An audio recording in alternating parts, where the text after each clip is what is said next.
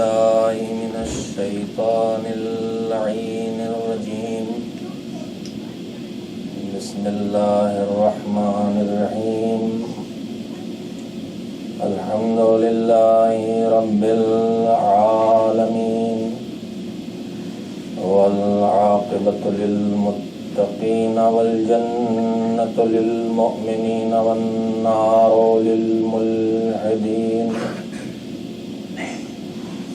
والصلاة والسلام على سيد الأنبياء والمرسلين سيدنا ونبينا وشفيعنا أبي القاسم محمد اللهم صل على محمد وآل محمد وآله الطيبين الطاهرين المعصومين المظلومين، واللعنة الدائمة الباقية على أعدائهم أجمعين من الآن إلى يوم الدين.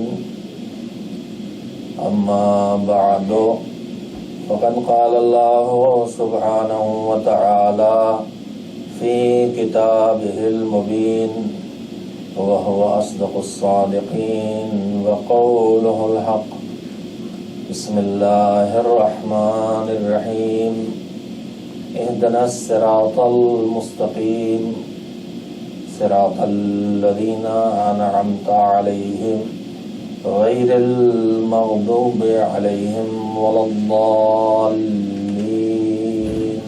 اللهم صل على محمد وآل محمد. مولا کائنات، امیر المومنین، امام المتقین حضرت علی بن ابی طالب علیہ السلام، اللهم صل على محمد وآل محمد. کی شہادت کی مناسبت سے ہونے والی ان مجالس میں نے آپ حضرات کی خدمت میں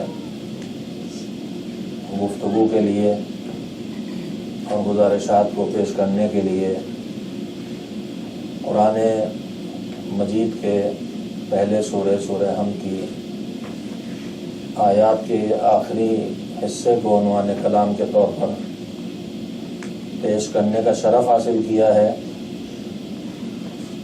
جس میں پروردگار عالم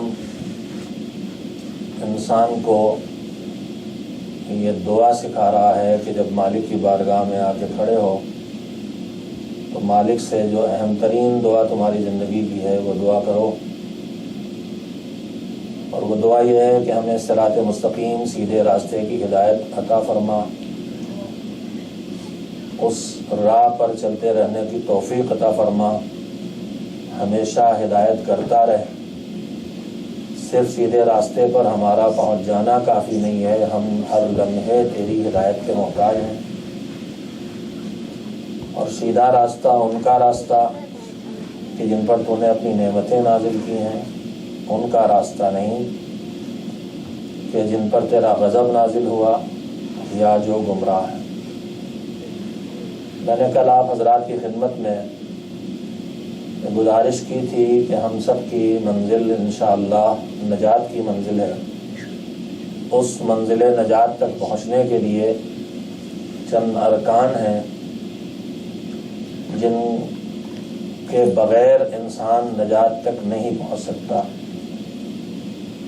3 اہم ارکان ہیں منزل نجات تک پہنچنے کے لیے۔ ان میں سے کوئی ایک اگر مفقود ہو، کوئی ایک نہ موجود ہو، تو انسان منزل نجات تک خود کو نہیں پہنچا سکتا ہے۔ پہلی ضرورت، پہلا رکن ہے، کسی بھی منزل تک جانے کے لیے ضروری ہوتا ہے، نجات کی منزل تک جانے کے لیے بھی ضروری ہے، تو پہلا رکن ہے کہ اس منزل تک لے جانے والا کوئی راستہ ہو، یہ پہلی ضرورت ہے۔ اس کے بعد دوسری ضرورت یہ ہے کہ صرف راستے کا ہونا کافی نہیں ہے، بلکہ ہم اس راستے کو پہچانیں، تب منزل نجات تک پہنچ سکتے ہیں۔ لیکن صرف راستے کا پہچان لینا بھی کافی نہیں ہے، بلکہ اس راستے پر چلنا بھی ضروری ہے۔ لیکن کیا اتنا کافی ہے کہ آدمی راستے کو پہچان لے اور اس راستے پر چلے تو منزل نجات تک پہنچ جائے گا؟ کل میں نے آپ حضرات کی خدمت میں بات عرض کی تھی خصوصیت سے کہ صراط مستقیم پر چل کے منزل نجات تک پہنچنے کے لیے نہ صرف اس راستے کا جاننا ضروری ہے، نہ صرف اس راستے کا پہچاننا ضروری ہے، نہ صرف راستے پر چلنا ضروری ہے، بلکہ اس راستے پر اس راہبر کے پیچھے چلنا ضروری ہے جس راہبر کو اللہ نے معین کیا۔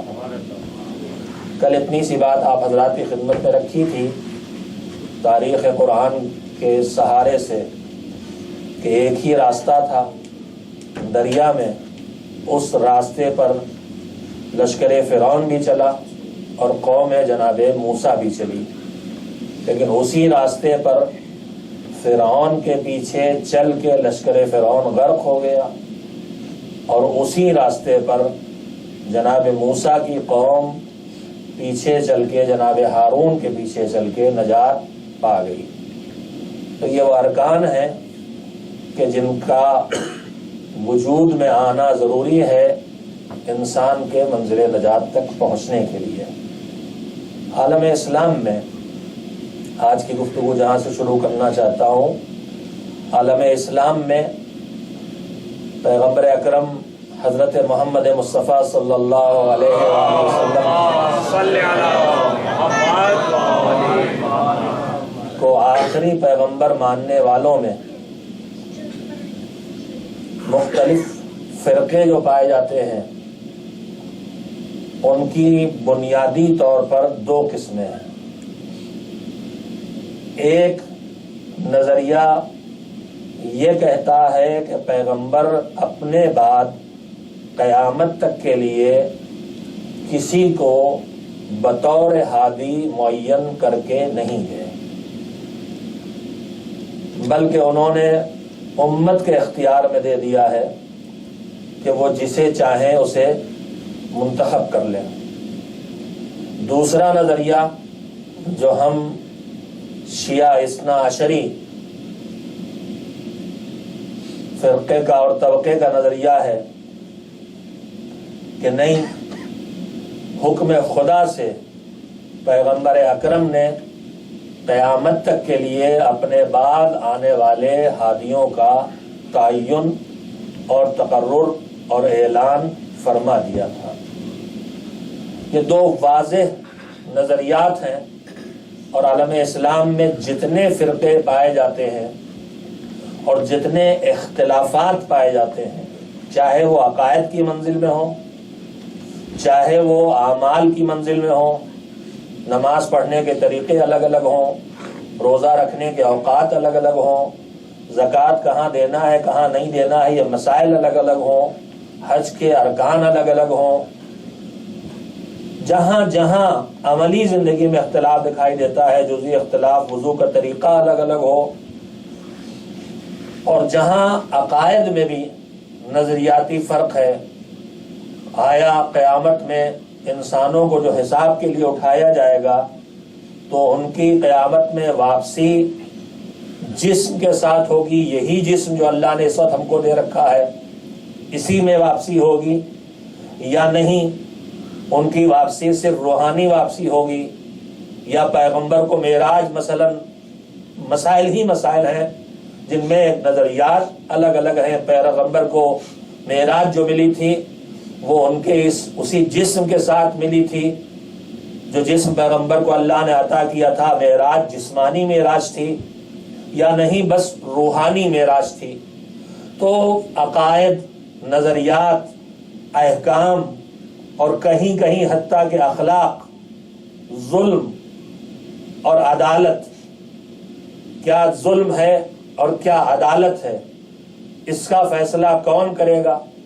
عقل طے کرتی ہے اس مسئلے کو، اچھا کیا ہے، برا کیا ہے، حسن و قبح، یہ تقریباً علمی قسم کی گفتگویں ہیں کہ حسن اور قبو دنیا میں جو پایا جاتا ہے، حسن کا مطلب وہ حسن نہیں جو ہماری اردو میں بولا جاتا ہے، جو جمال کے معنی میں ہے، اچھائی اور برائی، کون چیز اچھی ہے کون چیز بری ہے، جھوٹ اچھا ہے کہ برا ہے، کسی کو ستانا اچھا ہے کہ برا ہے، کسی کا حق چھیننا اچھا ہے کہ برا ہے، ظلم کرنا اچھا ہے کہ برا ہے، یہ ساری چیزیں ان کا فیصلہ کون کرے گا؟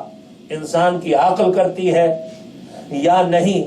یہ فیصلہ بس اللہ کے ہاتھ میں ہے، جس چیز کو وہ کہہ دے اچھا ہے وہ اچھا ہے، جس چیز کو کہہ دے برا ہے وہ برا ہے، عقل کو اس میں کوئی دخل نہیں ہے۔ تو اس طرح کے فروعی اختلافات عالم اسلام میں بکثرت پائے جاتے ہیں، لیکن ان سارے اختلافات کی جڑ میں اپنے جوانوں کی خدمت میں خاص کر کے کہنا چاہتا ہوں کہ جب ان سے ان جزئیات کے بارے میں پوچھا جائے کہ تم یہ کیوں مانتے ہو، تم ایسا کیوں کرتے ہو، تو تم یہ کیوں مانتے ہو اور تم ایسا کیوں کرتے ہو، تم سجدگاہ پہ سجدہ کیوں کرتے ہو، تم فرض پہ سجدہ کیوں نہیں کرتے، تم نماز ایسے ہاتھ کھول کے کیوں پڑھتے ہو، ایسے ہاتھ باندھ کے کیوں نہیں پڑھتے، تم قنوت کیوں پڑھتے ہو، تم قنوت، اس طرح کی چیزیں جو ہیں، اس طرح کے سوالات ان کے وہیں پہ جوابات ہیں۔ ہر حکم خدا کی حکمت ہے، اس کا فلسفہ ہے، اور الحمدللہ اہل بیت علیہ السلام کے پیروکاروں کے پاس جو احکام خدا ہیں وہ چونکہ اللہ کے احکام ہیں اور معصوم ہاتھوں سے ملے ہیں، لہذا نہ ان کی حکمت کے تلاش کرنے میں کوئی دقت ہوتی ہے اور نہ ان کے ثابت کرنے میں کوئی زحمت ہوتی ہے۔ تمام احکام خدا جو اہل بیت علیہ السلام کے ہاتھوں سے ان کی امت تک پہنچے ہیں، اللہ کے کرم سے ان تمام احکام کا ثبوت برادران اہل سنت کی کتابوں سے مل جاتا ہے۔ بات پھیلانے کی گنجائش نہیں ہے، لیکن ایک تاریخ کا ایک چھوٹا سا ٹکڑا مجھے یاد آ گیا ہے، لہذا میں آپ کو دوہرا دینا چاہتا ہوں کہ جو ہمارے فروعی احکام ہیں، جس طرح ہم نماز پڑھ رہے ہیں، جس طرح جن اوقات میں روزہ رکھ رہے ہیں، جیسے وضو کر رہے ہیں، جیسے زکوٰۃ دے رہے ہیں، جیسے حج کر رہے ہیں، کیا حلال ہے کیا حرام ہے، کیا جائز ہے کیا ناجائز ہے، یہ جو ہماری عملی زندگی سے تعلق رکھنے والی چیزیں ہیں، عالم اسلام میں اس علم کو فقہ کہا جاتا ہے، اور فقہ کے 5 قسمیں قرار دی گئی ہیں، 5 مکتب ان کے ہیں، فقہ کے 5 اسکول ہیں۔ ایک فقہ جعفری کہلاتی ہے، جو جس فقہ پہ ہم اور آپ عمل کر رہے ہیں، لوگوں نے اس کا نام جعفری رکھ دیا ہے، ورنہ یہ کوئی چھٹے امام حضرت جعفر صادق علیہ السلام کی ایجاد نہیں ہے، یہ وہی مذہب ہے جو مذہب پیغمبر نے عطا کیا تھا اور جو ان کے گھر والوں کے ذریعے سے ہم کو ملا ہے۔ ایک بہت بڑا بنیادی فرق یہی ہے کہ باقی 4 مذہب جو پائے جاتے ہیں، فقہ پائی جاتی ہیں، ان کے پاس جو کچھ ہے وہ پیغمبر کے گھر والوں سے نہیں ملا ہے، باہر والوں سے ملا ہے، اصحاب پیغمبر سے ملا ہے۔ اور جو یہ فقہ جعفری ہے، یہ مذہب اہل بیت ہے، اہل بیت پیغمبر کے گھر والے ہیں، اور یہ بات بالکل آسانی سے سمجھی جا سکتی ہے کہ کون کیسے زندگی بسر کرتا تھا، اس کے بارے میں گھر والے زیادہ واقف ہوتے ہیں کہ باہر والے زیادہ واقف ہوتے ہیں۔ بہرحال فقہ اہل بیت، مذہب اہل بیت فقہ جعفری کہلاتا ہے، اس کے علاوہ 4 فقہ اور ہیں، حنفی، شافعی، مالکی اور حنبلی۔ ان چاروں میں بھی اسی طرح سے عملی احکام میں فرق ہے جیسے فقہ جعفری سے ان کے بیچ میں فرق ہے۔ ایسا نہیں ہے کہ چاروں مذہب جو اہل بیت علیہ السلام سے ہٹ کے ہیں، ان کے تمام اعمال انجام دینے کے طریقے ایک جیسے ہوں۔ اگر ایک جیسے ہوتے تو 4 مذہب بنتے ہی نہ، 4 فقہ بنتے ہی نہ۔ میں ذرا سے اپنے جوانوں کی ذہنی وضاحت کے لیے بات عرض کر رہا ہوں۔ ہم سے چونکہ اب جس دنیا میں ہم زندگی بسر کر رہے ہیں، قدم قدم پہ جزئی سوالات ہوتے ہیں، ایسا کیوں کرتے ہو، ایسا کیوں نہیں کرتے، ایسا کیوں کرتے ہو، ایسا کیوں نہیں کرتے، قدم قدم پہ ہماری عملی زندگی میں سوالات ہوتے ہیں۔ تو میں اس سلسلے میں کرنا چاہتا ہوں کہ جو فقہ جعفری ہے، جو مذہب اہل بیت ہے، اس کے مطابق جو کچھ ہم کر رہے ہیں، اس کے سارے احکام کے ایک ایک حکم کا ثبوت ان 4 فقہوں میں موجود ہے کہیں نہ کہیں، کہ جن پر باقی عالم اسلام عمل کرتا ہے۔ میں جو تاریخ کا ٹکڑا مجھے یاد آ گیا تھا، آپ نے ایک نام سنا ہوگا، ہندوستان میں ایک شہید دفن ہے، شہید ثالث کے نام سے معروف ہیں. شہید ثالث قاضی نور اللہ شستری علیہ الرحمہ، ایرانی نسل تھے. اپنے علم کی بنیادوں پر انہیں حاکم وقت جہانگیر نے بلوایا تھا اور ان کو مجبور کیا تھا قاضی القضات بنانے کے لیے. قاضی القضات یعنی سپریم کورٹ کا چیف جسٹس. جتنے قاضی حکومت میں ہوں گے ان سب پر سب سے اوپر سپریم کورٹ کا چیف جسٹس.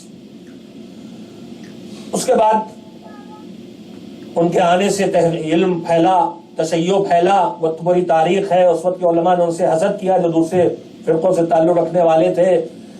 مختلف کتابیں شہید نے لکھی ہیں. ان میں سب سے معروف کتاب جو صدیوں سے چلی آ رہی ہے اس کا نام ہی ہے احقاق الحق.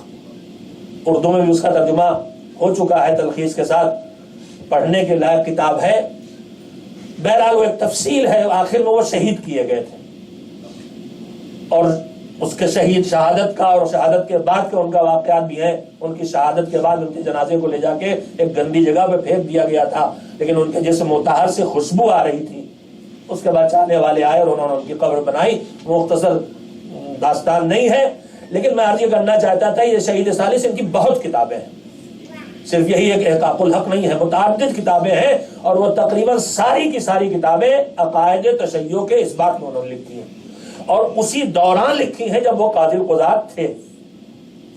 یہ ان کا ایک کارنامہ ہے، بہت بڑا کارنامہ ہے.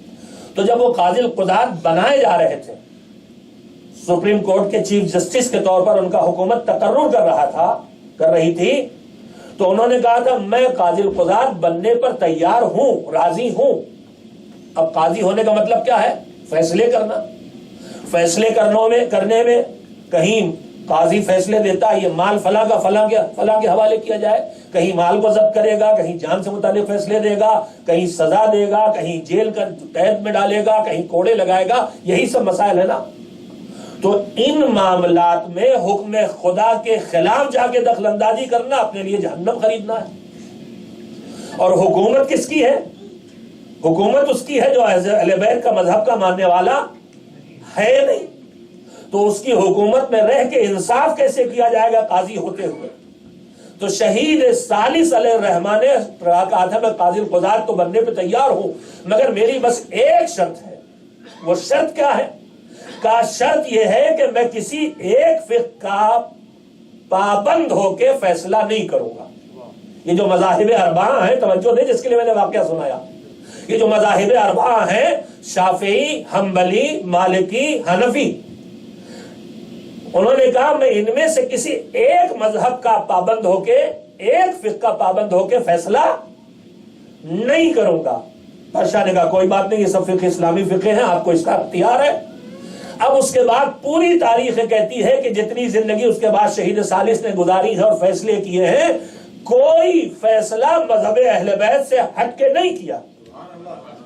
کوئی فیصلہ مذہب اہل بیت سے ہٹ کے نہیں کیا. اور جب پوچھا گیا کہ کس فقہ کے مطابق ہے تو ان 4 فقہوں میں سے کسی نہ کسی فقہ کے مطابق وہ فیصلہ نکلا. یعنی میں کہنا یہ چاہتا ہوں اپنے عزیزوں سے کہ میرے عزیزوں، مذہب اہل بیت کی حقانیت یہ ہے کہ اس کے ثبوت کے لیے ہم مذہب اہل بیت کے درمیان جا کے دلیلیں نہیں ڈھونڈتے ہیں. ہمارے پاس ہمارے ہر عمل کا ثبوت ان 4 فقہوں میں سے کسی نہ کسی فقہ کے درمیان موجود ہے. ایک صلوات بھیجے محمد والے.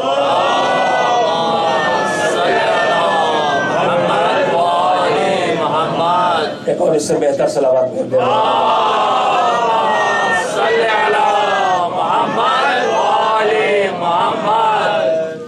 تو بنیادی طور پر جو عالم اسلام میں جتنے فرقے ہیں، جتنے نظریات ہیں، جتنے عقیدے ہیں، جتنے طرز حیات ہیں، ان سب کے پیچھے ایک بنیاد ہے کہ آیا پیغمبر اپنے بعد کسی کو اپنا جانشین معین کر کے گئے تھے یا نہیں. کر کے گئے تھے تو وہ مذہب اہل بیت، نہیں کر کے گئے تھے تو وہ ساری پھر فقہ ہیں اور سارے وہ نظریات ہیں. میرے پاس جو وقت ہے میں آج اپنے نوجوانوں کے لیے، چونکہ ان کا سامنا مختلف جگہوں پر مختلف سوالات سے اور نظریات سے ہوتا رہتا ہے، اس لیے بالکل سادی باتیں اور سامنے کی باتیں جنہیں میں بعض اوقات دہراتا ہوں، اور میری باتیں عام طور پر بالکل سادی سی ہوتی ہیں، لیکن کوشش یہ کرتا ہوں کہ وہ تذکرے کیے جائیں جو ہماری زندگی میں کہیں نہ کہیں مذہبی زندگی میں کام آئے، یا ہماری علمی زندگی میں کام آئے، یا ہماری نظریاتی زندگی میں کام آئے، یا ہماری عملی زندگی میں کام آئے، یا ہماری اخلاقی زندگی میں کام آئے۔ خالی اس لیے نہ ہو کہ ہم تھوڑی دیر کے لیے سنیں اور خوش ہوں اور مسرور ہوں اور اٹھ کے چلے جائیں۔ تو میرے عزیزوں، میں اس مسئلے میں اس وقت جو بات کہنا چاہتا ہوں کہ پیغمبر نے اپنے بعد کسی کو معین کیا تھا یا یوں ہی لاوارث چھوڑ کے چلے گئے تو میں اس وقت نہ کسی آیت قرآنی کو آپ کے سامنے رکھنا چاہتا ہوں، نہ کسی حدیث اور روایت کی بحث کو چھیڑنا چاہتا ہوں۔ اس وقت جو گزارش کرنا چاہتا ہوں وہ ایک عقلی گفتگو ہے جس کا تعلق صرف عقل سے ہے کہ کیا یہ ممکن ہے، اور آپ کو یہ بات کرنا چاہیے۔ میں کوئی فتنہ انگیزی کی بات نہیں کر رہا ہوں، لیکن جب آپ کا کہیں گفتگو ہو علمی تو بجائے غیر علمی باتوں کے، غیر عاقلانہ باتوں کے، جذباتی باتوں کے، ہمیں عاقلانہ گفتگو کرنا چاہیے۔ جس طرح وجود پر دیکھیے، ایک بات اچھی طرح سے یاد رکھیے گا کہ جو اصول دین ہیں، جو 5 ہیں، مذہب اہل بیت کے مطابق 5 ہیں۔ اصول دین توحید، عدالت، عدل الہی، نبوت، اس کے بعد امامت، اور اس کے بعد قیامت۔ 2 لفظ استعمال ہوتے ہیں مذہبی دنیا میں، اردو میں اس طرح ہم بولیں تو آپ کچھ اور سمجھیں گے۔ مذہبی دنیا میں 2 لفظ استعمال ہوتے ہیں، ایک لفظ ہے عقلی اور ایک ہے نقلی۔ عقلی کا مطلب کیا؟ وہ مسئلہ جس کا تعلق انسانی عقل سے ہے، جسے عقل کے ذریعے ثابت کیا جائے گا۔ نقلی کا وہ مطلب نہیں ہے کہ جو اردو میں سمجھ میں آتا ہے کہ اصلی کے مقابلے میں جو نقلی ہوتا ہے، یہ اصلی کے مقابلے میں نقلی نہیں ہے، یہ ہے عقلی کے مقابلے میں نقلی۔ اس لفظ سے بھی آپ واقف رہیں، کہیں کہیں جو گاڑھی اردو لکھنے والے ہمارے علماء ہوتے ہیں وہ ایسی اردو لکھ دیتے ہیں کہ آدمی چکر میں آ جاتا ہے، کیا کہہ رہی ہے؟ نقلی دلیل ہے۔ دلیل خود دے رہے ہیں اور کہتے ہیں اس پر یہ ایک عقلی دلیل ہے اور 5 نقلی دلیلیں ہیں۔ تو آپ سوچیں گے بھیا نقلی دلیلیں دینے کی کیا ضرورت؟ آپ تو سوچیں گے نا ویسے جیسے تحفۃ العوام کی وہ اردو ہے کہ نماز میں 17 عورتین واجب ہے، اب اس کو کسی نے پڑھ لیا 70 عورتیں واجب ہیں۔ تو ذرا جو پرانے زمانے کی اردو ہے اس سے بھی آپ کو تھوڑا واقف ہونا چاہیے، اس لیے کہ آپ کی جو کتابیں ہیں ابھی ان میں اصطلاحات موجود ہیں۔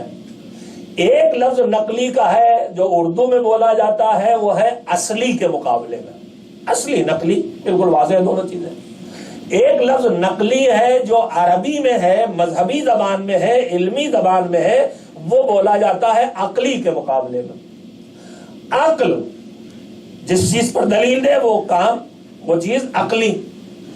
اس کے مقابلے میں جس چیز کی دلیل کوئی ایسی چیز ہو جو منتقل کی گئی ہو، جیسے ہم کہتے ہیں نقل مکانی کیا ہے، یہ بھی پرانی اردو ہے، منتقل ہو گئے، نقل مکانی جگہ بدلی ہے، تو یہ نقل اس میں منتقل کرنے کو کہتے ہیں۔ تو نقلی کا مطلب یہ ہے کہ جہاں کوئی آیت یا کوئی روایت کسی چیز کے ثبوت میں پیش کی جائے تو اس کو کہتے ہیں کہ یہ دلیل نقلی ہے۔ عقل کا کام نہیں ہے یہ، بلکہ قرآن نے ایسا کہا ہے، اس لیے ہم اس بات کو مان رہے ہیں۔ میں ایک بات آپ کی خدمت پیش کر دینا چاہتا ہوں کہ ہم اصول دین اور فروع دین 2 چیزوں کو مانتے ہیں۔ اصول دین عقائد ہیں اور فروع دین وہ ہماری عملی زندگی سے تعلق رکھنے والے احکام خدا ہیں۔ تمام کے تمام اصول دین عقلی ہیں۔ کیا مطلب؟ یعنی توحید کا اقرار ہمیں اس لیے نہیں کرنا ہے کہ اللہ نے قل ہو اللہ میں کہا کہ قل ہو اللہ احد۔ جب پہلے اللہ کو مانیں گے، پھر اس کی کتاب کو مانیں گے، پھر رسول کو مانیں گے، پھر جبریل کو مانیں گے، تب اس کے کہنے سے کچھ مانیں گے۔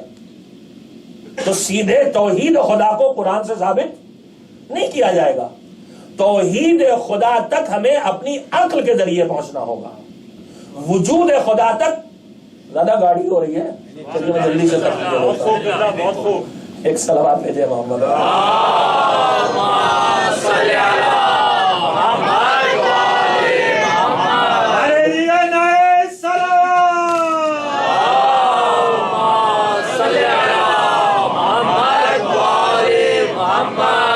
لیکن رمضان میں درس تو چل ہی رہا تھا، مجلس بھی ایک درس ہی ہے، درس کا ایک حصہ ہے.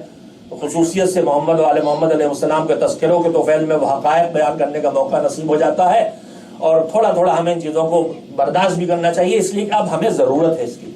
کل ہو سکتا ہے ہم جس معاشرے میں تھے وہاں تھوڑا کم واقفیت کے ساتھ بھی زندگی بسر ہو رہی تھی، لیکن اب ہماری واقفیت اگر ہمارے مذہب کے بارے میں کم ہوئی تو ہم جی نہیں پائیں گے، ہم مقابل میں رہ نہیں پائیں گے. میں آپ سے بتا دے رہا ہوں، اس وقت اگر آپ نیٹ پہ جاتے ہو، آپ تو صرف اردو اور انگلش دیکھتے ہوں گے، میں ان دشمنان دین کی جو جن کی جڑیں عربی میں ہیں، جو وہابیت کا ٹھکانہ ہے، ان کے آپ ویب سائٹ دیکھیے کس طرح سے گمراہ کن. میں کسی پہ تلخی نہیں کرنے کا مزاج عادی نہیں ہوں، لیکن ان کے ویب سائٹ دیکھیے تو انہوں نے گمراہ کرنے کے جو مواد بھر رکھا ہے، اس کے لیے علم ضروری ہے، واقفیت ضروری ہے. ذرا سے بھی اگر ہمارے اگلی نسل کم علم ہوئی مذہبی معاملات میں، الحمدللہ دنیاوی معاملات میں ہمارے مسلسل ترقی کی طرف گامزن ہے. ہر اگلی نسل میں آنے والا پچھلی نسل کے مقابلے میں زیادہ علم حاصل کر رہا ہے. لیکن میں اگر یہ عرض کروں تو مجھے بہت تلخی میری نہ قرار دیجیے گا، جس طرح سے ہم نے اپنی اگلی نسلوں کو دنیاوی علوم میں اپنے سے آگے کیا ہے، کیا ہم نے اسی طرح سے اپنی اگلی نسلوں کو دینی معاملات میں بھی اپنے سے آگے کیا ہے؟ کیا ان کے پاس ہم نے اہتمام انتظام کیا ہے کہ ہم سے زیادہ علم ان کے پاس ہو دین کا، جبکہ ان کو مسلسل ضرورت ہے، اس لیے کہ علم ہر شعبے میں ترقی کر رہا ہے. میں ان ملعونین کی باتیں کر رہا ہوں جو اس وقت دنیا میں گمراہ کرنے کی کوششیں کر رہے ہیں. میں کل دیکھ رہا تھا، میں اس لفظ کو دوہرا نہیں سکتا، مولائے کائنات کے لیے معاذ اللہ لفظ مجرم استعمال کر رہے ہیں. واقعہ نہیں سلا ہے. وہ جو روایت ہے کہ مولا علی کی خدائی کا دعویٰ کرتے ہوئے لوگ آئے تھے اور مولا نے ان کو سزا دی تھی جو ان کو سزا ملنا چاہیے، اس کے بعد ان کو جلوا دیا تھا ان کے جسموں کو. اس سلسلے میں اس لفظ کا استعمال کیا ہے، مجرم کا لفظ استعمال کیا ہے. اور یہ وہ ملعون ہے جو ظاہری طور پر اپنے کو علی والا بھی کہہ رہے ہیں. خیر، تو میں اس لیے عرض کر رہا تھا کہ ہمیں تھوڑا ان باریکیوں کو سمجھنا چاہیے. تو جتنے اصول دین ہیں، چاہے وہ توحید ہو، چاہے وہ عدالت الہیہ ہو، چاہے وہ رسالت ہو، چاہے وہ امامت ہو، چاہے وہ قیامت ہو، ان پانچوں عقیدوں کی اصل اور بنیاد عقلی دلیلیں. عقل کے ذریعے آدمی وجود خدا تک پہنچنا ہے، اس کو اپنی عقل کے ذریعے توحید تک پہنچنا ہے، اپنی عقل کے ذریعے عدالت تک پہنچنا ہے، اور اسی عقل کے ذریعے رسالت تک پہنچنا ہے. اب چاہے وہ معجزہ سہارا بن جائے عقل کا، لیکن عقل کے ذریعے رسالت تک پہنچنا ہے، اور عقل ہی کے ذریعے امامت تک پہنچنا ہے، عقل ہی کے ذریعے قیامت کے عقیدے تک پہنچنا ہے. یہ ایک بنیادی بات ہے کہ اصول دین کو، اسی لیے آج جب علماء کرام کی توضیح المسائل اٹھا کے دیکھیے گا تو بالکل شروع میں لکھا ہوگا کہ جو اصول دین ہے، جو عقائد ہے، اس پہ تقلید نہیں کی جا سکتی. آپ کسی کے کہنے سے نہیں مان سکتے، آپ کو اپنی عقل سے دلیلیں لا کے دینا ہوگی اور اپنے آپ کو خود مطمئن کرنا ہوگا. تو دین کے جو اصول اور عقائد ہیں وہ ساری چیزیں عقلی دلیلوں سے ہمیں ان کو قبول کرنا ہے اور ان تک اپنے آپ کو پہنچانا ہے. سنے سنائے پہ نہیں، روایات کے سہارے نہیں، حتیٰ کہ آیات کے سہارے نہیں. یہ آیات اور یہ روایات ہماری عقل کی مددگار بنے گی، لیکن کم سے کم ہمیں عقل کے سہارے چلنا پڑے گا. قرآن تک تو پہنچیں گے، عقل کے سہارے اللہ سے شروع ہو کے رسول تک اور قرآن تک. میں اگر تفصیلات میں جاؤں، وقت تو یوں ہی ختم ہو گیا، آج تو بات ہی نہیں کر سکا. تو قرآن تک پہنچیں گے، تب اس کے بعد قرآن کے ذریعے دلیلیں شروع ہوں گی. تو براہ راست عقلی دلیلیں ہونا چاہیے، اور اسی کے مقابلے میں جو فروع دین ہے، جو احکام زندگی سے متعلق ہیں، نماز، روزہ، حج، زکوٰۃ، حلال حرام، جائز ناجائز، ان کی سب کی دلیلیں نقلی ہیں. آپ پھر وہی نہ کہہ دیجیے گا اصلی والے کے مقابلے میں نقلی والی نہیں، عقلی کے مقابلے میں نقلی والے. اس میں کوئی عقل کو دخل نہیں ہے کہ صبح کی 2 رکعت کیوں، فلسفہ تراشنے کی کوئی گنجائش نہیں ہے، اور مغرب کی 3 کیوں، اور ظہر عصر جو کام کا وقت ہے وہ اللہ نے 8 کیوں رکھ دی؟ ظہر عصر کے وقت تو 2 ہونا چاہیے تھی. وہ جو صبح والا جس کے لیے 2 ہی مصیبت بنی ہے وہ فریاد کرے گا بھیا 2 ہی نہیں ہو پاتی، کہاں 8 رکھوا دے رہے ہو. تو رائے ہم سب کی الگ الگ ہو جائے گی. اس لیے مناسب یہی ہے کہ جو اللہ کا حکم ہے وہی ہمارے حق میں اچھا ہے. میں بنیادی طور پر سمیٹ کے جلدی سے کہہ دینا چاہتا ہوں کہ تمام احکام الہی کی دلیلیں نقل سے ہے، یعنی یا آیات ہیں یا سیرت محمد و آل محمد علیہ السلام کی سیرت ہے، ان کے ارشادات اور ان کے عطا کیے ہوئے ہدایات اور روایات ہیں. یہ نقلی دلیل کہلاتی ہے. یہ یہاں عقل کیوں ہے؟ مصلحتیں ہیں، اللہ کے ہر حکم کی حکمت ہے. جب ہم نے اللہ کو اپنی عقل سے پہچان کے مانا ہے تو وہاں یہ بھی مانا ہے کہ وہ عادل بھی ہے اور حکیم بھی ہے. جب ہم نے پہچانا تو وہیں پہچان کے مانا تھا کہ عادل بھی ہے اور حکیم بھی ہے اور رحمان بھی ہے اور رحیم بھی ہے. اگر ہم نے یہ ٹھیک ٹھاک پہچان کے مانا تھا کہ عادل بھی ہے اور حکیم بھی ہے اور رحمان بھی ہے اور رحیم بھی ہے، تو اس کا مطلب یہ ہے کہ اب اس کے طرف سے جو حکم ہوگا اس میں عدالت ہوگی، اس میں حکمت ہوگی، اس میں رحمت ہوگی. وہاں پہچاننے کی کمزوری ہوتی ہے تو یہاں قدم قدم پہ شبہے ہوتے ہیں، یہ کیوں اور وہ کیوں اور وہ کیوں اور وہ کیوں. اور اگر وہاں پہچاننے کی کمزوری نہ ہو تو یہاں سوائے سر تسلیم خم کرنے کے اور کچھ نہیں ہوگا. اسی لیے میں نے جو سلسلہ گفتگو کا آپ کے سامنے رمضان سے شروع کر رکھا ہے اس میں ایک جملہ کہا تھا معصومین کے سادات کے سہارے کہ ایمان کی اعلیٰ ترین منزل یہ ہے کہ آدمی اس جگہ پہنچ جائے کہ جہاں یہ کہلائے کہ التسلیم علی امر اللہ، جو اللہ کہے گا وہ میں کرنے والا ہوں، سر جھکا کے اسے قبول کروں گا. اس لیے کہ میں نے اللہ کو آنکھ بند کر کے نہیں مانا ہے، میں نے اللہ کو اپنی دل کی کھلی آنکھوں سے پہچان کے مانا ہے. میں نے اس اللہ کو مانا ہے جو ظالم نہیں ہے، اس اللہ کو مانا ہے جو غیر ضروری احکام نہیں جاری کر سکتا، اس اللہ کو مانا ہے جو رحمتوں والا ہے، اس اللہ کو مانا جو قرآن میں کہہ رہا ہے کہ یرید اللہ بکم اليسر ولا یرید بکم العسر. تمہارے لیے سختی وہ چاہتا ہی نہیں ہے، جو کچھ چاہتا ہے تمہاری آسانی کے لیے چاہتا ہے. نعرہ تکبیر، اللہ اکبر، نعرہ رسالت، یا رسول اللہ، نعرہ حیدری، محمد و آل محمد، نعرہ صلوات، اللہم صلی علی محمد و آل محمد. دیکھیے 4 دن تو آپ آئیں گے یہ مجھے پتا ہے، اور اس کے بعد میں کلیجہ نکال کے رکھ دوں آپ آنے والے نہیں. پھر وہی ارکان دائمی رہ جائیں گے. ارکان دائمی سمجھتے ہیں؟ Permanent members. کچھ ہر مرکز میں کچھ ارکان دائمی ہوتے ہیں. جیسے شادی کی 2 قسمیں ہیں نا، ایک دائمی ایک وقتی، ویسے ہمارے رشتوں کا بھی یہی سوال ہو گیا ہے. بہرحال مثالیں مناسب نہیں. ایک صلوات بھیجے محمد والے.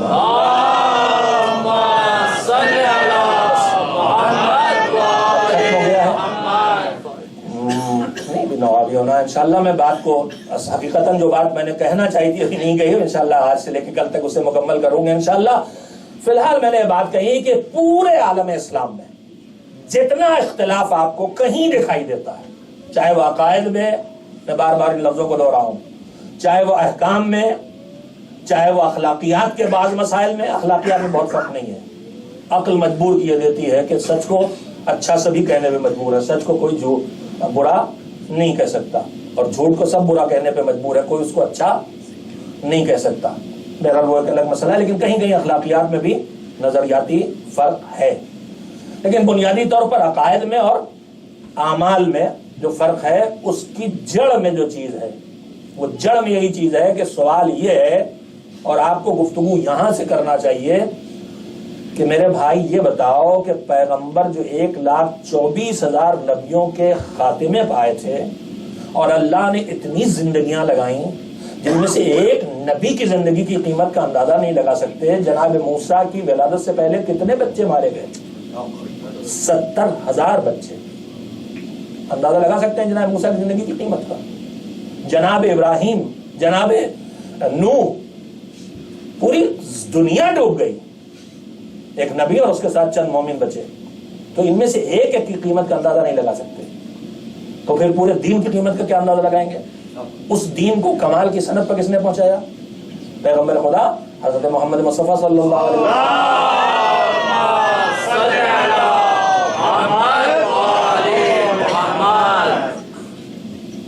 اب سوال یہ پیدا ہوتا ہے کہ کیا جس دین کو اتنی بڑی تعداد میں انبیاء الہی نے زحمتیں اٹھا کے، اور جس میں آخری پیغمبر کی زحمتیں سب سے زیادہ، وہ پیغمبر نے فرمایا کہ جتنا مجھے ستایا گیا ہے اتنا کسی کو نہیں ستایا گیا.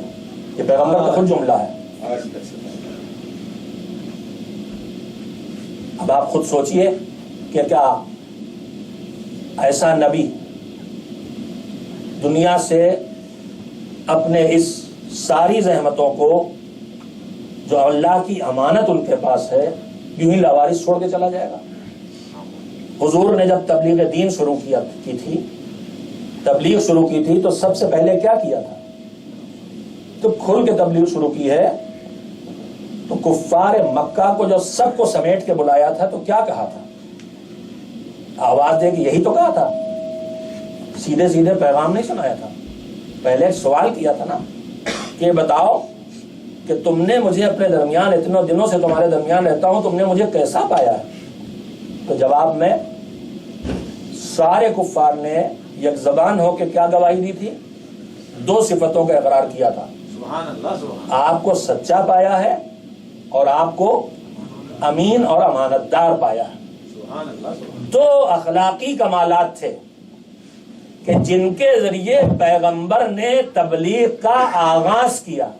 میرے عزیزو، ہم سب کو یہ یاد رکھنا چاہیے کہ حضور کو جو دین پہنچانا تھا اس میں اصول دین اور عقائد بھی تھے، توحید اور عدالت اور نبوت سب کچھ تھی، اور اس میں احکام بھی تھے، نماز، روزہ، حج و زکوٰۃ و جہاد سب کچھ تھا. لیکن اس سب کو پہنچانے کے لیے پیغمبر نے جو راہ ہموار کی تھی وہ کس کے ذریعے؟ اپنے علم کا سکہ بٹھا کے راہ ہموار کی تھی. کس چیز کے ذریعے؟ اپنے اخلاق کے ذریعے راہ ہموار کی تھی. اپنے اخلاق کے ذریعے راہ ہموار کی تھی. اور اس اخلاق میں 2 خاص چیزیں تھی، ایک تھی صداقت اور ایک تھی امانت. اگر ہم چاہتے ہیں کہ ہمارے وجود سے کہیں ہمارے گھر میں ہمارے بچے تک، یا ہمارے گھر سے باہر پڑوس تک، یا کہیں تک یہ دین اور یہ پیغام پہنچے، تو پھر ہمیں یہ کام اپنے اخلاقیات سے شروع کرنا ہوگا. اور اخلاقیات میں بھی سب سے پہلے صداقت کا خیال رکھنا ہوگا اور امانت کا خیال رکھنا ہوگا. اور صداقت و امانت میں ایک جملہ اور کہنے دینا چاہتا ہوں. ہم سوچیں گے چلو جھوٹ ٹوٹ تو بہت بولتے ہیں، صداقت کا ٹھیکہ تو نہیں لے سکتے، لیکن امین تو ہیں. خیانت تو نہیں کی ہم نے، ہم کسی کا مال نہیں کھایا، کسی کا مال نہیں مارا. یہ کہتے ہوئے ذرا ہمیں سوچنا چاہیے کہ حقیقت ہے کہ نہیں. کسی اور کا مال چھیننا اگر خیانت ہے، کسی کا مال ہمارے اختیار میں ہو تو اسے واپس نہ کرنا بھی خیانت ہے. لیکن میں اس سے آگے بڑھ کے کہنا چاہتا ہوں، خیانت اور امانت کا معاملہ صرف مالیات میں نہیں ہوتا. خیانت اور امانت کا معاملہ صرف پیسوں میں نہیں ہوتا. خیانت اور امانت کا معاملہ صرف دنیا کی مادی چیزوں میں نہیں ہوتا کہ کوئی کسی کی زمین پر قبضہ کر لے، کوئی آپ کے پاس ہم نے کچھ رکھوایا، پیسے رکھوائے، کوئی سامان رکھوایا، کچھ رکھوایا، آپ نے واپس نہیں کیا تو یہ خیانت کہلائے. اس سے ایک اعلیٰ کوالٹی امانت اور خیانت کی اور ہے. امانت کی اعلیٰ کوالٹی یہ ہے، میں پیغمبر خدا حضرت محمد مصطفیٰ صلی اللہ علیہ وسلم، تو باقی باتیں کل ہی مکمل ہوں گی میرے عزیزو. لیکن میں بس جو بات کہہ رہا ہوں اسے وہیں پہ روک دوں گا اور چل فکرے مصاحب کے. پیغمبر نے کیوں بلایا کل انشاءاللہ عرض کروں گا. اور آپ تو بچے ہیں، میں صرف اپنے نوجوان نسل کے لیے اس سلیقے گفتگو کو دہرانا چاہتا ہوں کہ ہمیں جو جزئیات میں ٹوکا جاتا ہے اس کے مقابلے میں ہمیں کس طرح سوچنا چاہیے اور ہمارا عمل کس طرح ہونا چاہیے. تو اس میں پیغمبر نے کہا تم نے مجھے کیسا پایا، اور ان کا صادق اور امین، سچا اور امانت دار. سچا اور امانت دار پایا. تو امانت داری کا مطلب کیا ہے؟ خالی اگر کوئی مال میرے پاس لا کے رکھے، کوئی کاغذ رکھے تو میں اس کو واپس کر دوں، وہ مال واپس کر دوں، وہ پیسے واپس کر دوں، وہ چیز واپس کر دوں، وہ سامان واپس کر دوں. صرف اتنا نہیں ہے، امانت داری کی ایک اور اعلیٰ کوالٹی ہے. اور ہمارے معاشرے کو اس اعلیٰ کوالٹی کی امانت داری تک پہنچنا ہے. وہ کیا کوالٹی ہے؟ پیغمبر گرامی حضرت محمد مصطفیٰ صلی اللہ علیہ وسلم المجالس بالامانہ.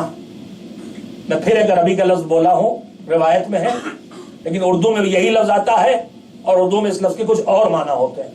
اور میں آپ کی خدمت میں شاید یہ بات کہہ چکا ہوں کہ بہت سی جگہوں پر ہم اردو کے الفاظ جب عربی عبارت کے اندر دیکھتے ہیں تو وہی معنی ہمارے دماغ میں آتے ہیں جو اس لفظ کے اردو میں ہے، حالانکہ اردو میں وہی لفظ ہو سکتا ہے بالکل الٹے معنی دے رہا ہو جو اس کے عربی میں ہے۔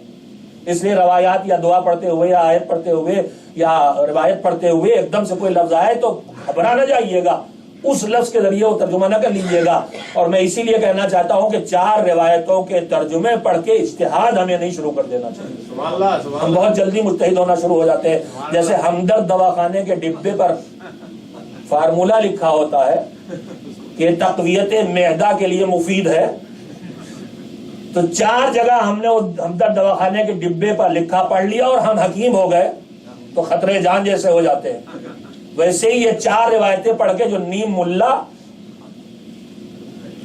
آدھا پورا کیجیے، نیم حکیم خطرے جان، نیم ملا خطرے ایمان، جان گئی تو گئی، ایمان گیا تو سب گیا۔ نیم حکیموں سے آپ کی جان بچ گئی الحمدللہ اس ملک میں آ کے۔ اب یہاں نیم حکیم آپ کے پاس ہے نہیں، اخباروں میں چھپتے ضرور ہیں، ہر بیماری کا علاج ہمارے پاس، خود ہر بیماری کے مریض، سبحان اللہ سبحان اللہ، دوسروں کی ہر بیماری کا علاج ان کے پاس۔ واہ واہ واہ۔ اور میں نے ایسے جتنے پائے، زیادہ تر، سب کو تو نہیں کہہ سکتا، ہمارے درمیان جو بابا، اور بابا کی فیمیل کیا ہوتی مجھے نہیں پتا، ہاں ارے بنی ہیں، ان سے زیادہ ہیں آج کل۔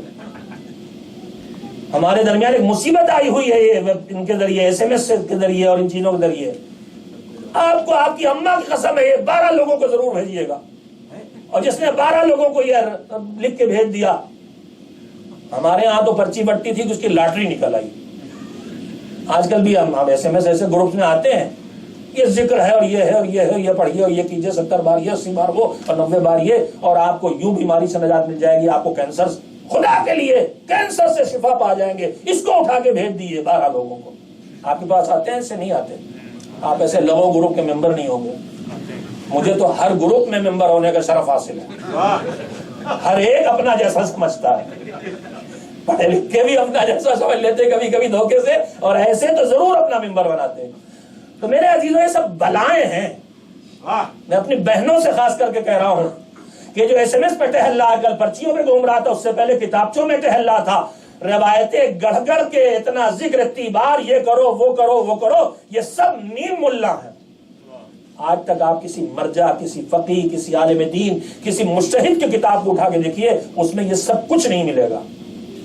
بچپن سے لے کے تعلیم جہاں ادھوری چھوڑی میں نے، 20 سال گزارے ہیں اس دشت میں، بچپن سے عرض کر رہا ہوں، 5 سال کی عمر سے 20 سال گزارے ہیں، کچھ نہ کچھ زندگی اساتذہ کے سامنے بیٹھ کے پڑھتے ہوئے گزاری ہے، لیکن کسی ایک کتاب میں سب پڑھنے کو نہیں ملا۔ آپ جائیے مفاتیح الجنان اٹھا کے دیکھ لیجئے، اس میں جو روایات ہیں وہ اہل بیت علیہ السلام سے، وہ مختلف دعائیں ہیں یا مختلف کچھ سورے ہیں، کچھ آیتیں ہیں، ان کی تلاوت اپنی طرف سے گڑھ کے نہیں ہے۔ تو یہ نیم حکیم خطرہ جان اور نیم ملا خطرہ ایمان، 4 مجلسوں کی کتابیں پڑھ کے، 4 ترجمے پڑھ کے، علل الشرائع پڑھ کے، علل الشرائع کا ترجمہ چھپ گیا، ایک اور مصیبت آ گئی، پتہ نہیں آپ میں سے ابھی تک کسی کے ہاتھ میں نہیں لگی، شیخ صدوق علیہ رحمۃ کی کتاب ہے، وہ دور وہ تھا جب ہر چیز جمع کی جا رہی تھی، یہ وقت نہیں تھا کہ بیٹھ کے تحقیق کرو گے اس میں کیا صحیح ہے اور کیا غلط ہے، مٹ رہا، اسے سمیٹو۔ ہماری احادیث کی اکثر کتابیں مجموعے وہ ہیں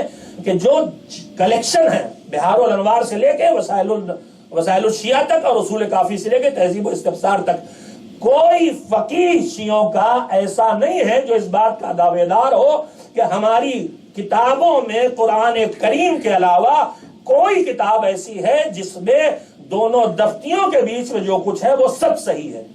شیعوں میں کوئی اس کا دعوے دار نہیں ہے، لیکن نیم ملا کو 4 روایتیں پڑھے مل جاتی، وہ سمجھتا ہے ملا نے آج تک پڑھی نہیں تھی، ہم نیم ملا ہمیں مل گئی، بس لے کے نکل پڑتا ہے، کبھی ممبر پہ آ جاتا ہے، کبھی قلم چلا بیٹھتا ہے، کبھی بچوں کو سمیٹ کے بہکانے لگتا ہے، کبھی خواتین میں جا کے قابلیت کرنے لگتا ہے۔ نیم ملا بھی، اب اردو میں تو ملا کی کوئی فیمیل نہیں ہے، لیکن گجراتی میں ہے، ملانی، تو نیم ملانیاں بھی بہت پیدا ہو گئی ہیں. انشاءاللہ یہاں کوئی نہیں ہے، اور اگر ہے بھی تو میری افطاری جنرل پبلک کے ساتھ جڑی ہوئی ہے. ایک صلوات بھیجئے محمد والا.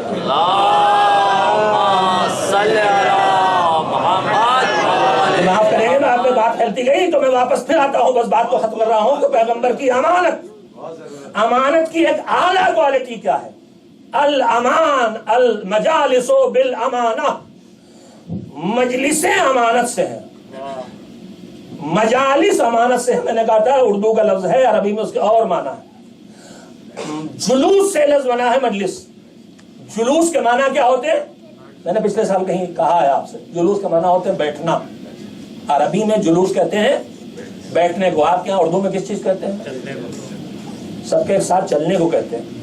اتنا فاصلہ ہو گیا، لہذا 4 ترجمے پڑھ کے یا 4 عبارتیں دیکھ کے مجتہد کوئی نہ بن جائے، واہ سبحان اللہ سبحان اللہ، فقیہ نہ بن جائے، کوئی فتوے نہ دینے لگے. بعض ہمارے درمیان تو ایسے ہو گئے جو ممبر سے مصائب کے درمیان سنے ہوئے واقعات کو، جو ظاہر ہے کہ خطیب اس وقت کسی کتاب سے لفظ بلفظ نہیں دوہرا رہا ہے، وہ کوشش کر رہا ہے کہ حقیقت کو حقیقی الفاظ کے ساتھ پیش کرے، لیکن ان سنے ہوئے واقعات کے ذریعے آج ہمارے درمیان استدلال کیا جاتا ہے، دلیلیں دی جاتی ہیں،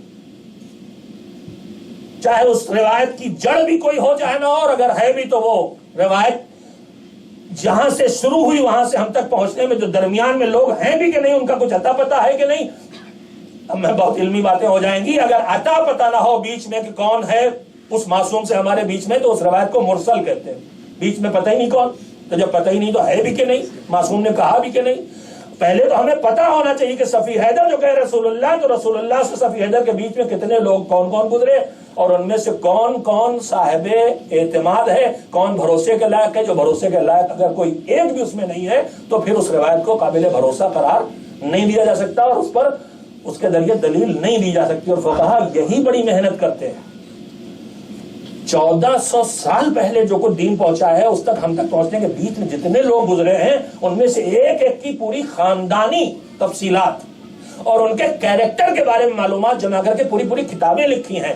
تو یہ اہم ترین بات ہوتی ہے روایت تک پہنچنے کی. تو میں پھر واپس آؤں، پیغمبر نے فرمایا المجالس بالامانہ. مجالس کا مطلب صرف یہ ذکر حسین کی مجلسیں نہیں ہیں، یہ بھی مجلس ہے، یقیناً مجلس ہے، سب سے بہترین مجلس ہے. لیکن مجلس کا مطلب ہے بیٹھنے کا، بیٹھنا، بیٹھنے کی جگہ، بیٹھک. پیغمبر نے فرمایا المجالس بالامانہ، تمہاری بیٹھکوں کو امانتوں کے ساتھ ہونا چاہیے. یعنی تم جب ایک ساتھ بیٹھ کے باتیں کرو تو وہاں امانت داری ہو. یہ نہیں کہ وہاں سے اٹھتے ہی تم نے فوراً منتقل کرنا شروع کر دیا، یہ فلاں صاحب یہ کہہ رہے تھے، فلاں صاحب یہ کہہ رہے تھے، فلاں صاحب یہ کہہ رہے تھے. پیغمبر نے شرط قرار دی ہے کہ تمہاری بیٹھکوں کو امانت کے ساتھ ہونا چاہیے. امانت کی ایک اعلیٰ کوالٹی ہے. میں بس یہیں پہ بات کو روکتا ہوں. میرے عزیزو، اسلام نے جو اعلیٰ ترین اخلاقیات کی تعلیم دی تھی، جو دوسروں تک اس تعلیم کو پہنچانے کے لیے نمونے معین کیے تھے، ان نمونوں میں ہماری خوش نصیبی ہے کہ وہ نمونے ہم کو نصیب ہوئے، جن میں سر فہرست پیغمبر خدا ہیں، اور اس کے بعد اگر کوئی اس فہرست میں سب سے اوپر دکھائی دیتا ہے تو وہ اس مولا کی ذات گرامی ہے جس کا نام علی ابن ابی طالب ہے. وہ علی کہ جو اتنا مہربان ہے، جو اتنا مہربان ہے کہ اسے دشمن کی تکلیف بھی برداشت نہیں ہے. وہ علی کہ جو کسی کی بھی تکلیف کو دیکھ کے اتنا بے چین ہو جاتا ہے کہ اسے اپنی تکلیف یاد نہیں رہ جاتی. میں مطالعے کے درمیان مجھے مولا کی سیرت کا ایک ٹکڑا پڑھنے کو ملا تھا کہ مولا کا یہ مزاج تھا جب حاکم تھے کوفے کے، حاکم کے کوفے کے تو سادہ زندگی تھی.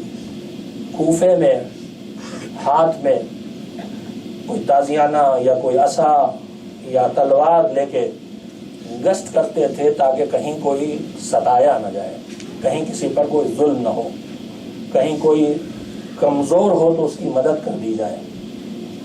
اور روایات یہ کہتی ہیں کہ اتنی سادہ زندگی تھی کہ لوگ پہچانتے نہیں تھے بہت سے کہ امیر آ رہا ہے، تو پشت ہاتھ رکھ کے آہستہ سے آواز دیتے تھے اپنے امیر کو راہ دے دو. اتنا کریم مولا. روایت کہتی ہے کہ ایک دن آپ اسی طرح کوفے کے بازاروں کا اور آبادیوں کا گشت لگا کے صبح سے نکلے تھے، دوپہر ہو گئی تھی، شدید گرمی کا وقت تھا۔ بیت الشرف کے دروازے پر پہنچے تو وہاں پہ ایک خاتون بیٹھی ہوئی تھی۔ مولا نے اس کو بیٹھا دیکھ کے پوچھا کیا بات ہے مومنہ؟ تو اس نے کہا کہ مجھے میرے شوہر نے، گھر والوں نے ستایا ہے اور مجھے تنگ کر رہے ہیں، آپ چل کے میرے اس مسئلے کو حل کر دیجئے۔ روایت کہتی ہے کہ مولا تھکے بھی بہت تھے اور گرمی بھی شدید تھی۔ مولا نے کہا کہ ٹھیک ہے مومنہ، تھوڑی دیر تو انتظار کر لے، تھوڑی سے گرمی کی شدت کم ہو جائے تو پھر میں تیرے ساتھ چلوں گا۔ وہ مومنہ راضی ہو گئی، لیکن دوسرے لمحے علی نے کہا نہیں، میں اتنی دیر بھی برداشت نہیں کر سکتا، اتنی تاخیر بھی برداشت نہیں کر سکتا، مظلوم کی مدد کرنا ہے مجھے، فوراً چل۔ علی لاکھ تھکا ہوا ہے، لاکھ خستہ حال ہے، لاکھ گرمی ہے، لیکن میں تیری مدد کے لیے چلوں گا، یہ میرے مولا کا مزاج ہے۔ میں نے ابھی آپ سے جملہ کہا تھا کہ انہیں دشمن کی تکلیف بھی برداشت نہیں ہوتی ہے۔ اس روزہ دار کے سر پہ جب ضربت لگی ہے، اس روزہ دار کے سر پہ جب ضربت لگی ہے، کیسی ضربت تھی؟ روایات یہ کہتی ہیں کہ جہاں پر عمرو ابن عبد ود کا وار پڑا تھا سر علی پر، اسی زخم پر ابن ملجم نے بھرپور طاقت کے ساتھ وار کیا تھا، سر دو ٹکڑوں میں تقسیم ہو گیا تھا اور تلوار دماغ کی گہرائیوں تک پہنچ گئی تھی، خون دھارے کی طرح سر سے ابلا تھا۔ زمین سے خاک اٹھا کے علی نے سر میں رکھی تھی اور آواز دی تھی اسی مٹی سے پیدا ہوئے، اسی مٹی میں واپس جانا ہے اور پھر اسی مٹی سے نکالا جانا ہے۔ وہ علی جو 2 انگلیوں کے اشارے سے در خیبر کو اکھاڑ دے، وہ علی کے جس کے مقابلے میں عبد ود نہ ہو، وہ علی جو بھی چند دنوں پہلے صفین میں جس کی تلوار کی چمک سب دیکھ چکے ہیں، اس علی کے سر پہ ضربت لگی ہے تو علی کی صورتحال یہ ہو گئی تھی کہ نہ اپنے قدموں پہ کھڑے ہو سکتے تھے، نہ خود سے اٹھ کے زمین پہ بیٹھ سکتے تھے۔ اس عالم میں گلیم میں لپیٹ کے حسنین بیت الشرف تک لے کے سر مولا کو لے کے آئے تھے۔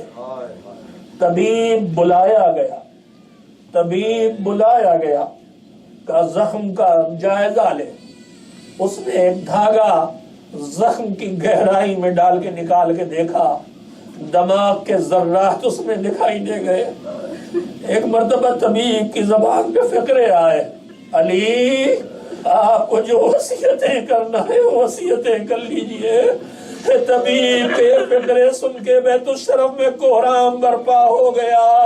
ہائے بابا، ہائے بابا کی صدائیں علی کے گھر سے اٹھنے لگی۔ اجرکم اللہ۔